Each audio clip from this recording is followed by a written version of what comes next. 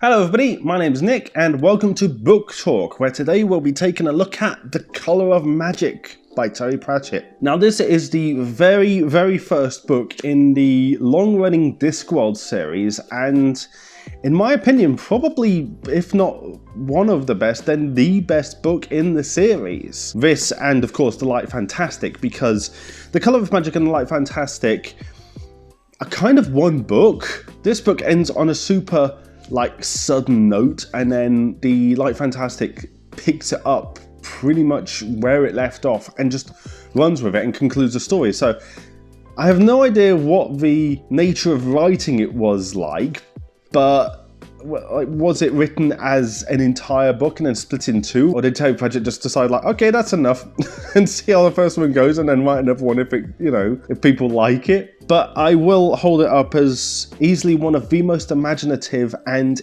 interesting concept-wise books that I've ever read. Now, if you've not experienced the Discworld series before, it's kind of fantasy, but it's a comedic fantasy which doesn't take itself serious at all. I mean, that's evidence for the fact that the Discworld itself is flat Earth on the back of 4 giant elephants who themselves stand on the shell of a enormous space turtle who just swims through space.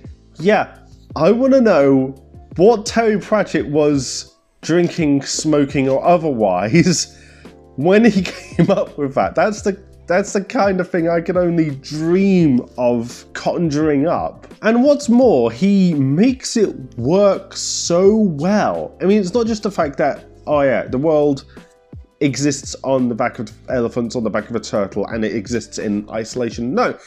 They bring the elephants and the turtle into it. They jump off the edge of the ring, they jump off the edge of the disc all the time, and they see the bloody elephants. There's even a book called The Fifth Elephant, Fifth Element, anyone?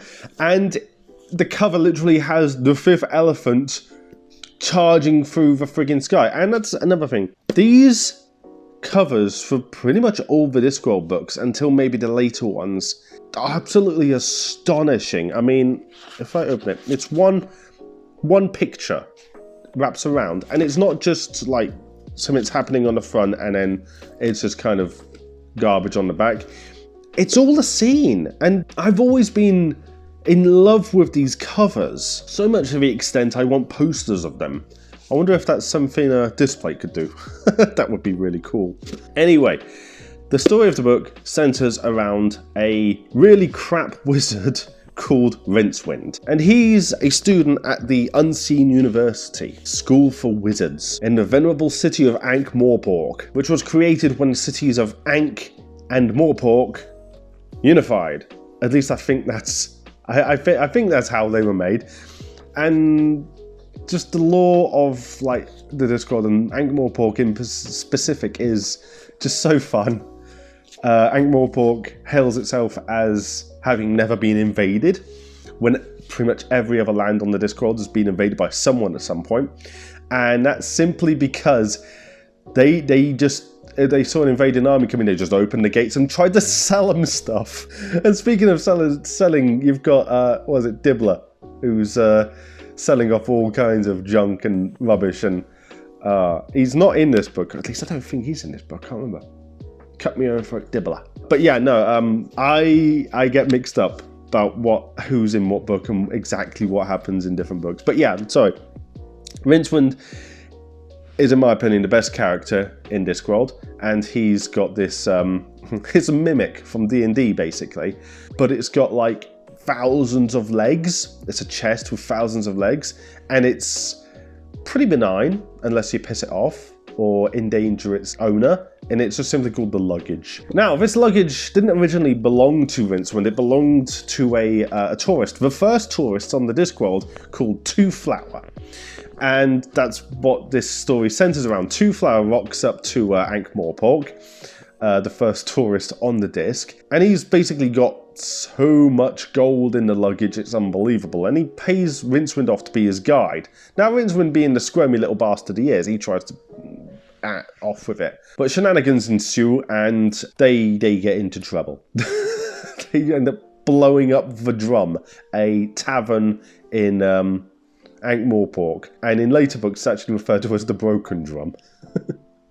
So I like that kind of continuity in the book. And so they end up fleeing Ankh-Morpork, and Rincewind ends up becoming his guide to the disc, more out of a necessity of running the hell away more than anything else, trying to avoid the trouble he's in. So yeah, they take a trek across the Discworld, and they visit a whole bunch of different places on the disc, and some of the imagery that is evoked is absolutely astonishing. I mean, there's upside down mountains with dragons as the edge of the disc itself. There's basically Mount Olympus analog, where the gods sit on top, the gods of the Discworld, playing games with the citizens of the disc, and they're actively messing with the adventures of Rincewind and Twoflower and the luggage. And they honestly don't care. They're probably the best illustration of what the Greek gods would have been I've ever seen.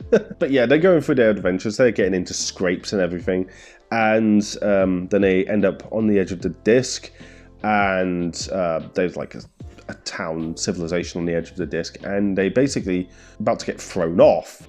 And that's where the book ends. It literally just ends with them going over the edge. I mean, if you're gonna have a cliffhanger, then I guess, yeah, that absolutely works.